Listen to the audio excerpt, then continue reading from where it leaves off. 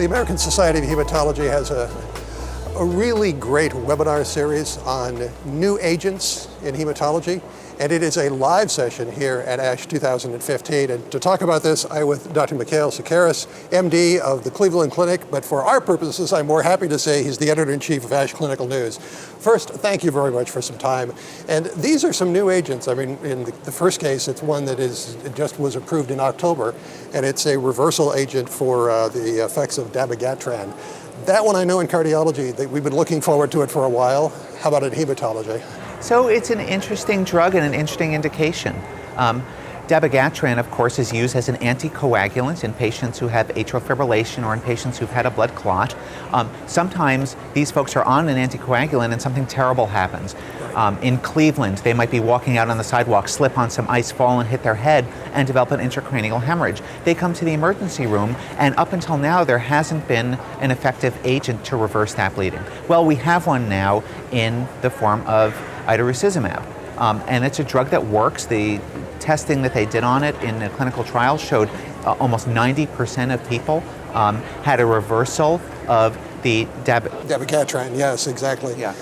And in this case, we probably should note that the inclusion criteria of the pivotal trial was chosen to mirror the real-world population to which the reversal agent would be used.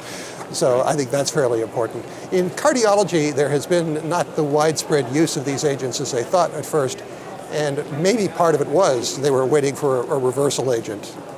Well, it could be. You know, it's tricky, and this is a point that Ken Bauer actually raised when he gave his presentation today, and that is that this is an expensive drug.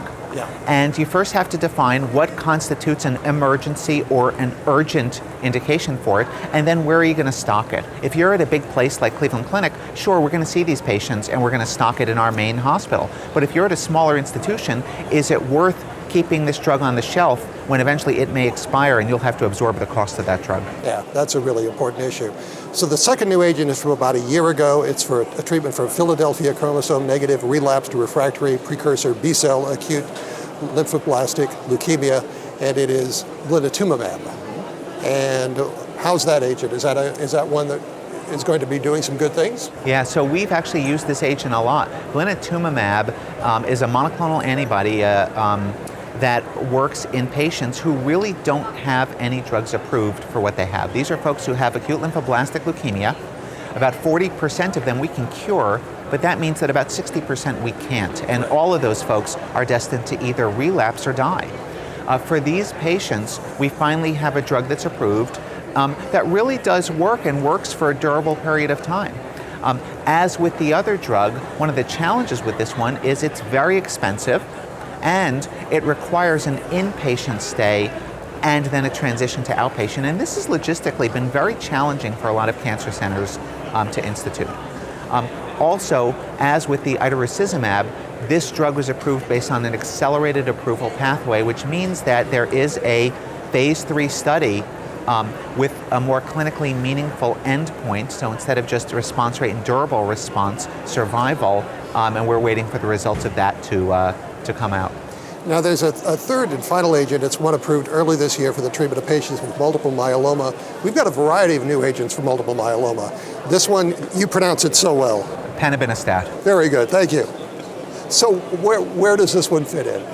Well, Panobinostat was approved as part of combination therapy, again based on interim markers of clinically meaningful benefits. So we're waiting for a phase 3 study with a more durable endpoint to emerge as well. This is exactly the question that I asked Sagar Lonial, who's the person who presented it.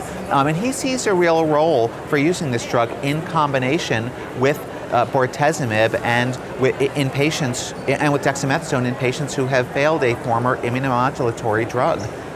So he uses it in folks who he thinks have more of a proliferative multiple myeloma.